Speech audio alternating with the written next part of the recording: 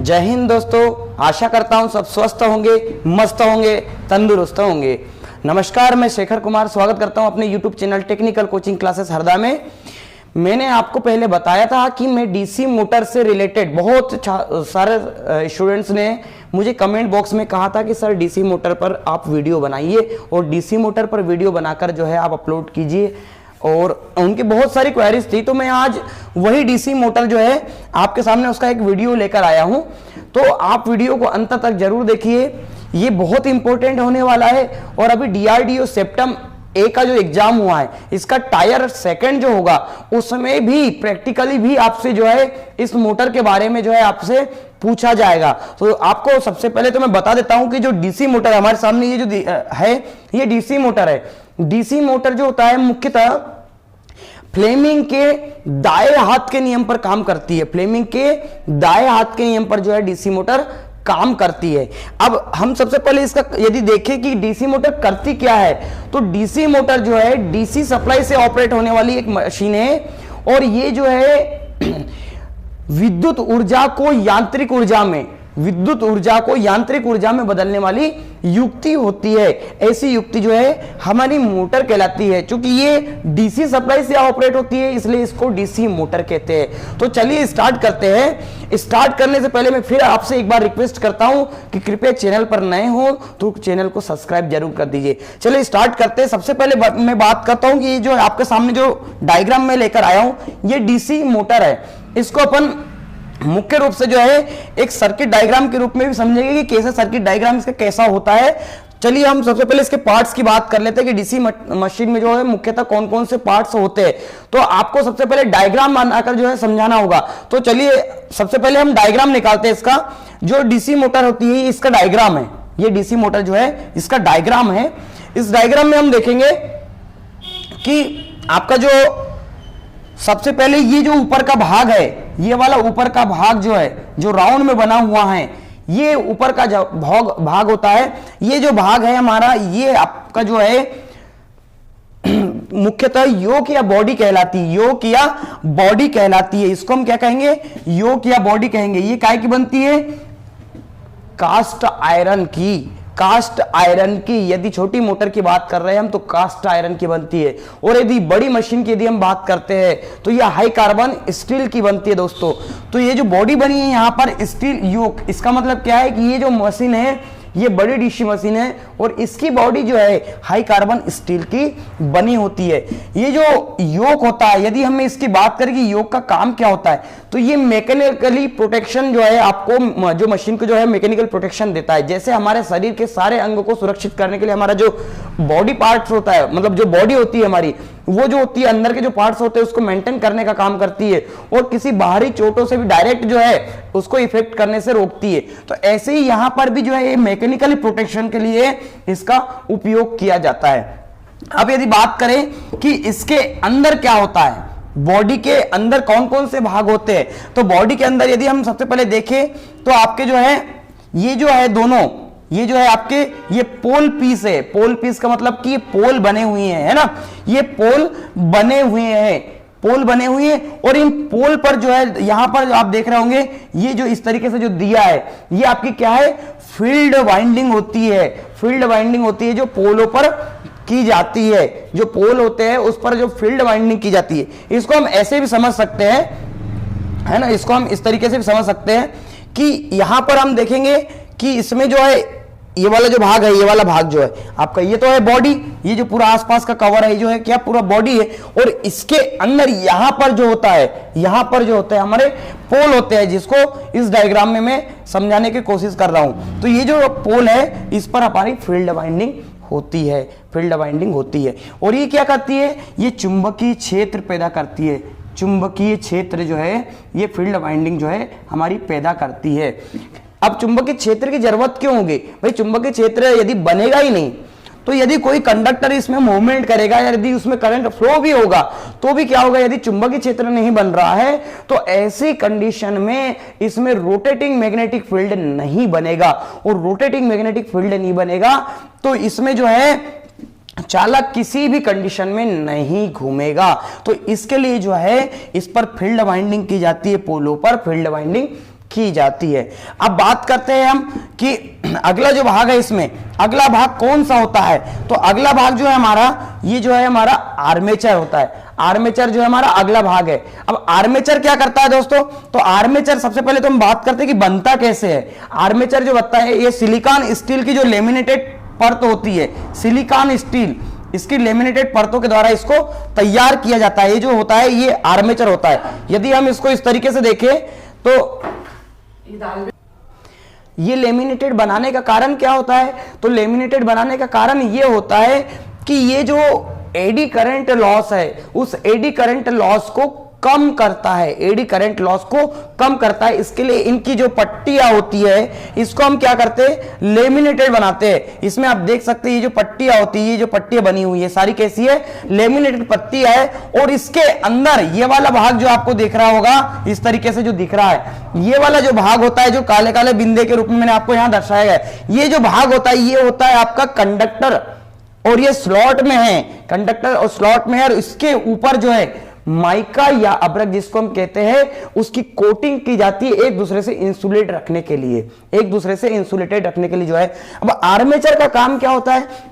तो आर्मेचर क्या करता है मुख्य रूप से? यदि मैं डीसी मोटर की बात करूं तो आर्मेचर जो कम्यूटेटर के द्वारा जो डीसी सप्लाई होती है, उसको अल्टरनेटिंग करंट, प्रत्यावर्ती करंट में, प्रत्यावर्ती फ्लक्स में कन्वर्ट करता है, प्रत्यावर्ती फ्लक्स में कन्वर्ट करता है। और आर्मेचर पर मुख्य रूप से लेप और वेव वाइंडिंग, दो प्रकार की वाइंडिंग की जाती है, आपको पता है। तो आगे हम देखते हैं इसका जो अगला भाग होता है, इसका मुख्य भाग जो है वो होता है, इसके बाद में हम बात करें आर्मेचर के ऊपर जो होता है, आर्मेचर के ऊपर, आर्मेचर इसका मुख्य भाग हो गया। इसके ऊपर जो होता है कम्यूटेटर होता है, कम्यूटेटर। इसको हम इस डायग्राम देखो, ये यहां पर जो दिख रहा है ये वाला, ये कम्यूटेटर ही है ना, ये जो आपका गोल्डन कलर का दिख रहा है, ये हमारा कम्यूटेटर है। कम्यूटेटर मुख्य रूप से करता क्या है भाई? है ना, कम्यूटेटर करेगा क्या? तो कम्यूटेटर जो क्या होता है कि इसके ऊपर जो होता है, यदि मैं बात करूं कि कम्यूटेटर करता क्या है, तो ये जो अल्टरनेटिंग मैग्नेटिक फील्ड होती है, अल्टरनेटिंग मैग्नेटिक फील्ड, यदि जनरेटर की बात करूं कि ये जनरेटर में करेगा क्या, तो जनरेटर में कम्यूटेटर जो होता है, जो आर्मेचर के द्वारा एसी फ्लक्स होता है उसको डीसी में कन्वर्ट करता है, उसको डीसी में कन्वर्ट कर देता है। और यहां यदि मैं बात करूं तो यहां जो कम्यूटेटर से ऊपर आप देख रहे होंगे कार्बन ब्रश, कार्बन ब्रश के द्वारा जो डीसी सप्लाई देती है, जो देते हैं हम, तो जो डीसी सप्लाई कम्यूटेटर में जाती है और कम्यूटेटर से वो जाती है आर्मेचर में। तो कम्यूटेटर जो डीसी सप्लाई उसको आर्मेचर को दे देता है ना। अब जो ब्रूस जो लगे होते हैं, इसके ऊपर मैं बात करता हूं, अगला पार्ट है इसका कार्बन ब्रूस। तो कार्बन ब्रूस क्या होता है? पर्टिकुलर जैसे हमारे बल्ब जो होते हैं, जो बल्ब होते हैं, तो बल्ब को हम काय में फिट करते हैं? होल्डर में। ऐसे ही यहाँ जो ब्रश होते हैं कार्बन ब्रश, इसको भी हम होल्डर में फिट करते हैं, तो ब्रश होल्डर कहते हैं उसको, है ना। तो कार्बन ब्रश जो होते हैं हमारे मुख्यतः कार्बन के होते हैं। कार्बन के होंगे तो क्या होगा? ये गर्म जैसे जैसे होगा वैसे वैसे इनका प्रतिरोध कम होता जाता है, जैसे जैसे गर्म होगा वैसे वैसे इनका प्रतिरोध कम होता जाता है। और यही इनकी क्वालिटी होती है जिसके कारण कार्बन ब्रश का जो है हम यूज करते हैं। अब जो है मुख्य रूप से इसके बाद में यदि हम बात करें, इसको हम इस तरीके से इस डायग्राम के माध्यम से भी समझने की कोशिश करते हैं। आप यहां देख रहे होंगे ये है हमारा कम्यूटेटर, ये जो है हमारा ये कम्यूटेटर है ना, ये जो है कम्यूटेटर है। क्या है भाई? कम्यूटेटर है। ये वाला भाग जो है हमारा ये कम्यूटेटर है। अब कम्यूटेटर क्या करता है? तो मैंने भी आपको बता ही दिया कि कम्यूटेटर क्या करता है। ये कम्यूटेटर जो है मुख्य रूप से किससे जुड़ा हुआ है? ये मुख्य रूप से जुड़ा हुआ है, ये जो भाग है हमारा, ये हमारा भाग जो है ये आर्मेचर है। और आर्मेचर से जो है ये मुख्य रूप से ऐसा जुड़ा हुआ है, आर्मेचर के ऊपर ही जुड़ा हुआ रहता है। और आर्मेचर जो है मुख्य रूप से शाफ्ट से जुड़ा होता है। आर्मेचर जो होता है हमारा क्या से जुड़ा होता है? शाफ्ट से जुड़ा होता है दोस्तों, है ना। और इसमें आगे आप देखोगे तो कूलिंग फैन लगी होती है। कूलिंग फैन का काम क्या होता है? जो अंदर की हीट होती है उस हीट को बाहर निकालना, अंदर की हीट को बाहर निकालना, ताकि वाइंडिंग जो है पूर्ण रूप से कूलेंट रहे, मतलब ठंडी रहे। क्योंकि यदि वाइंडिंग गर्म होगी तो इसकी जलने की संभावना बढ़ जाएगी। वाइंडिंग यदि गर्म होगी तो उसके जलने की संभावना जो है मुख्य रूप से बढ़ जाएगी। तो ऐसी कंडीशन में जो है हमको यहां कूलिंग फैन का उपयोग करना होगा, कूलिंग फैन का उपयोग करना होगा। इसके अलावा यदि हम बात करें, मुख्य रूप से यदि हम बात करें तो स्टेटर जो मैंने बताया आपको कि जो डीसी मशीन होती है उसके स्टेटर में जो होते हैं पोल होते हैं, उसके स्टेटर पे जो होते हैं मुख्य रूप से पोल होते हैं। और पोल पर जो है फील्ड वाइंडिंग की जाती है ना। पोल पर जो है हमारी फील्ड वाइंडिंग की जाती है। अब आर्मेचर कैसा होता है इसको हम इस रूप में देख सकते हैं। यहां आप इस डायग्राम में देख सकते हैं कि ये वाला जो भाग है, ये वाला भाग जो है हमारा, ये है कम्यूटेटर, ये है हमारा कम्यूटेटर है ना। कम्यूटेटर के बाद में यदि इस भाग की बात करें तो ये जो है ये सारा, ये पूरा एक तरीके से क्या है, आर्मेचर है। और यहां पर जो है ये स्लाटें कटी हुई है, स्लाटें कटी हुई है। जैसे मैंने आपको ये वाला डायग्राम में बताया था कि यहां पर जो स्लाटें बनी हुई हैं, सेम स्लाटें जो है इसमें कटी हुई है, यहां स्लाट। और ये जो स्लाटें कटी हुई है इसके ऊपर जो है, इसके बीचों बीच में जो हमने माइका या अभ्रक को भरा हुआ है ना, माइका या अभ्रक, ताकि एक दूसरे से इंसुलेटेड रहते हैं। और ये जो है हमारी ये आर्मेचर वाइंडिंग है, ये जो हमारी है मुख्य रूप से क्या है, आर्मेचर वाइंडिंग है। अब यहां आपको इसको देखोगे तो ये वाला जो भाग है, ये इसको हम कहते हैं आई बोल्ट। दोस्तों आई बोल्ट, मशीन को जब एक स्थान से दूसरे स्थान पर ले जाना, भारी भरकम मशीन होती है तो उसको एक स्थान से दूसरे स्थान पर ले जाना होता है, इसके लिए हम आई बोल्ट का यूज करते हैं। यहां आप देख सकते हो ये होती है फील्ड पोल, जिस पर फील्ड वाइंडिंग की हुई है। फील्ड कॉइल जो है इस तरीके से लपेटी हुई रहती है ना, और ये जो है इस तरीके से यहां खांचे में पैक रहती है। और इसको नट बोल्ट की सहायता से जो है फील्ड, ये एक बोल्ट होता है, उस बोल्ट की सहायता से इसको क्या किया जाता है, मशीन की बॉडी में कस दिया जाता है, मशीन की बॉडी में कस दिया जाता है। ये जो कोर होती है, ये कोर, पोल की जो कोर, ये भी लेमिनेटेड बनाया जाता है ताकि एडी करंट को कम से कम। अब जो ये वाला भाग है भाई, ऐसा भाग बनाने का कारण क्या है, ये जो भाग बना इसको पोल शू कहते हैं। क्या कहते हैं, पोल शू।